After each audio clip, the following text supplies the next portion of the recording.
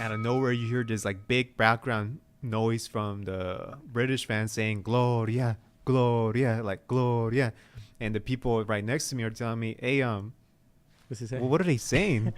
And I just told her, I just turned around, I'm like, oh, they're saying glory. And that's when they kind of like, they got shook because they understand like that their man is clearly like not winning at all. Mm-hmm. And he's taking out the whole energy from the stadium and just making it into like his own like a little British Picasso yeah. right now. Just painting his own masterpiece right now. And even when he got knocked down in the 9th round, I was not even concerned for him. Yeah. In fact, and later when I saw video, I'm not sure if he saw it, when he got knocked down, he was like this. Yeah, we felt like it wasn't and then he just got backed up. We thought he actually tripped on Wilder's foot, or he was which he off didn't, balance. but He was just off balance. Yeah. Yeah, that's the thing. Both of the knockdowns that came, that one, it was just, they just kind of happened to fall into that exact, position where Wilder could land that punch behind the ear of Tyson Fury, right? So that was kind of lucky because it wasn't even a setup. It was just both of them, they just happened to land in that position. And Wilder was just like, oh, shit. Drew that right, landed. And the thing is, if you watch any like tall, big man, it's always hard to bend down. Mm-hmm. It's really hard to bend down. When you watch the fight over again, and I was noticing this during the fight, when Deontay Wilder was throwing the jabs or whatever punch it was, Fury was always down. Yeah. He was always down. And that's one of my things that I got with the 9th round, that he just misplaced his foot. Yeah. In the 9th round when he was going down like this and he got caught with his foot. And even too towards the 12th round too, misplaced his feet. That's my in that understanding. 12th round, because Tyson, he fights a lot with his hands down.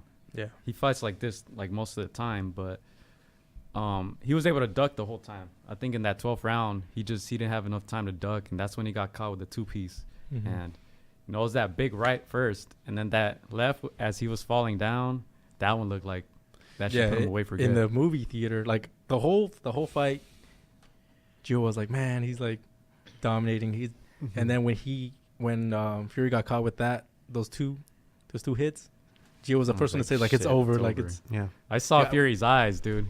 He had that blank stare. I was like, fuck, dude. Yeah, when he went down, dude, my heart dropped. Yeah, because you felt like it's like leading a kind of like a marathon. Dude, you're leading the whole way and then you get caught. So this is how I felt, dude. When I saw him go down, I was like, dude, this is the life of Fury, dude. This is the story of his life.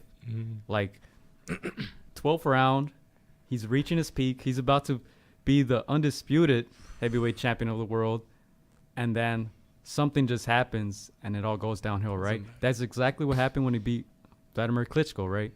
He was at his highest peak. He was supposed to be like the biggest heavyweight in the world, right? The most celebrated heavyweight in the world. And then the depression happened, the drugs, all that stuff, and it all just went downhill, right? Yeah. So that's what I thought, dude. I was like, this is gonna happen again. Exactly the same, like his life story, dude. And I, as soon as he went down, grabbed my phone and I just started recording. But at the same time, when I was processing recording, my heart was just because like, I think this is over. And I know Tyson Fury is winning the fight. But then when he got up, dude, I turned the person right next to me. He's like, I don't want to cuss. I said, what the is this guy a zombie? Because he just rose from the ashes, dude. Undertaker. Yeah. Right. But the thing is, he was dead though before the fight even started. That's why I had him as a zombie when he woke up, man. Yeah, that's crazy, man. That whole to me, it was like deflating to me because it's like, this guy's winning like the whole fight, like in awesome fashion, and then damn, this happens, and like I was mad, and dude. I was mad. But when he got up, I was like, I love Tyson Fury, man. Hell yeah, that's what I'm talking about. Because that's exactly what he showed us, dude. Like coming back from the whole depression, from everything. How many fights did he take? 1 or 2? Two fights, right? That's another reason why we thought like if he gets caught, like he's coming back too soon. So but that's his illusion that he did. But that's like exactly the same shit. Like the story of his life, dude. He comes back and he fights the guy with 40 wins, 39 knockouts, right? Like that's not supposed to be doable, dude. Like, I don't even know why coming I'm after this in my knees.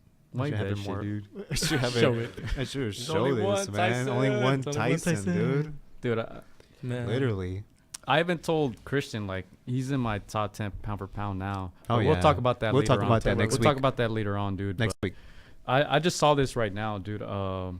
And you know, it's so hard as a boxing fan to keep spending money on the sport when these type of things happen, right? Because you just watched the fight of the year, the biggest heavyweight fight in a while, and it's the same story over and over, dude. What do you mean? What do I mean? Is he talking Teddy Atlas? 115, 111 Oh yeah. for Wilder, right? And I just saw this right now. This guy, I'm fucking saying his name, dude, because people like this should not be in Mexican, boxing. right? Yeah. Mexican judge Alejandro Rochin, right? He scored the first 4 rounds for Deontay Wilder. What? Straight up. Fuck. Okay, I I'm didn't. just Remember- looking at the scorecards right now. I didn't go that deep into like the. I haven't. I seen gave the him one round, scores. remember? I haven't seen the Wow. scores. He gave obviously the last one, and then he gave round 8 and 9 for Wilder. So he didn't have Fury winning a round till round 5. Wow, are you kidding me? Exactly. But you know what's funny about That's the type the, of shit I'm the talking knockdowns about. from Deontay Wilder? When I was watching the fight, I was actually scoring those rounds because Tyson Fury had to score those rounds over again because that was not a 10-8. That was a 9-8. 9-8. Yeah, that's 9-8 rounds. But like I told these guys, judges never score 9-8s and they never score 9-9s.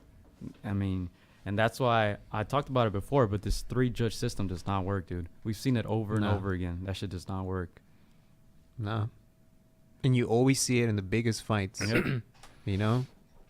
Most recently, that Canelo Triple G fight, the first one. But even going back, dude, that Pacquiao Marquez, the first one that ended in a draw, dude, that shit resulted in 4 other fights. And People made millions of dollars out of those 4 fights, and you wonder if that would have happened if they would have actually scored it right. And you know, and obviously I'm gonna play this just because there's a reason why. I think it just lines up with what you're trying to say. And this happened when we were talking about the PBC podcast back in like November 15. Let me play it right now. We don't know what's gonna happen with Gary Russell Jr. We still don't know what's gonna happen with Davis, right? Yeah. And you never know. And more than likely, this is just my assumption because more than likely it's going to happen. We're probably going to watch a rematch of Deontay Wilder and Fury at Wembley. Watch, I'm calling it right now. That should be something worth looking because that should be a 2-way fight. So there's a lot of fights that... You just got the venue wrong. You know? He's trying to do Well, it in we- Old Trafford. We don't know yet. It might be the, Wembley. The thing about that, it should be in Wembley. There's so much money right there. It would be ridiculous. But going to the scorecard and why I'm bringing that up is because, come on, man.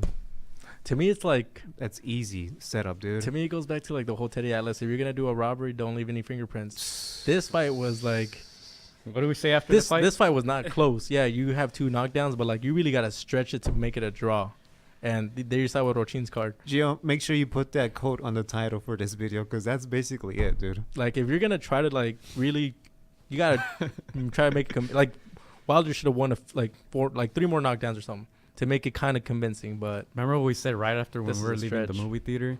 We're saying, going back to that Teddy quote, we're like, dude, this guy literally just like, he just walked in the bank with no mask and robbed it. That's what he did, dude. No fucks. He gave no fucks, dude. And you know, just adding on to that, it was funny because I kept yelling during the fight, like, dude, every time they would show Wilder, I kept yelling, dude, this guy is just punking you in your own backyard, Yeah. dude. In your own backyard. And we're saying Tyson Fury is basically like just walking in his house, sitting on his couch, putting his feet up, drinking his beer, going into the fridge, eating his food. He went in his restroom, in his bathroom. Let the toilet seat up. He just took a shit, didn't even flush. Dude. That's what he did. That's what he did to Wilder, dude. And that's the best way to put it. If you didn't see that fight, Total disrespect. Yep. and But yeah, I mean the thing at the end of the day, as much as I want to give credit to Tyson Fury, I also have to give credit to the people who showed up from Tyson Fury's camp. yeah, Man, the people who were there outside, dude, singing, dude, and the people inside singing, man, like props to them. Man. that's the one reason I told Christian that I would prefer, like, that's the one reason I wanted to go to that fight, just for the fans, Just just to that catch- atmosphere. Yeah, like I've been to games in Europe, and I know how the British Right. people get down. So I was like, yeah, that atmosphere is gonna be pretty crazy on Fury's part. And just to add on to that, when they were asking Fury at the end of the fight, you know, they're like, well, you're not saying much. Like, you seem content with the draw. Like, you Yeah. don't seem pissed off. And then the trainer just took over. He's like, let me answer this for you, dude. Like, you guys should be thanking Tyson Fury right now because if he would have acted like unprofessionally after in the post-fight interview, like they would have just started a riot. And I haven't uploaded the British national anthem, but I didn't upload the USA national anthem. But towards like the second minute, I was like, oh look, there's a fight over there, dude. That's how it was. I saw like 4 big fights. You see nothing but red coats running, like starship troopers, stormtroopers, whatever you want to call them, just going to the aisles because there were so many fights of British fans and American fans. British fans like so have a good time. Like to drink. We want to thank Tyson Fury. We want to thank the British fans because we live here in LA. We're thankful that they left the Staples Center the way it was before the fight. Yeah, you know, because that's what that's Laker Town. Yeah, that's what they said. Like, if Tyson would have said anything, if Tyson would have said anything, like there would have been 10,000 British fans just ready to tear that shit up, dude. And I believe it too. The first time where I was sitting on the first floor, there was already like chaos between a British fan and an English fan. I'm like, no, I don't want to be here. Let me go more down. Yeah, man. It's crazy. I mean, like I said, it's difficult to keep spending money on the sport when you see the same movie over and over. Like, I can sit here and say Tyson Fury won the fight all I want, but on paper, that's not going to show. But that's why I said Tyson Fury is in my new top 10 because that's where I want to go right now. Because he won that fight. He beat Vladimir Klitschko and he beat Deontay Wilder. Not top 10. You'll be second. Give me your top 3 heavyweights right now. Top 3 you want them in order? 1, 2. Guns N' Roses, number 1. Freddie Roach. Thank you very much.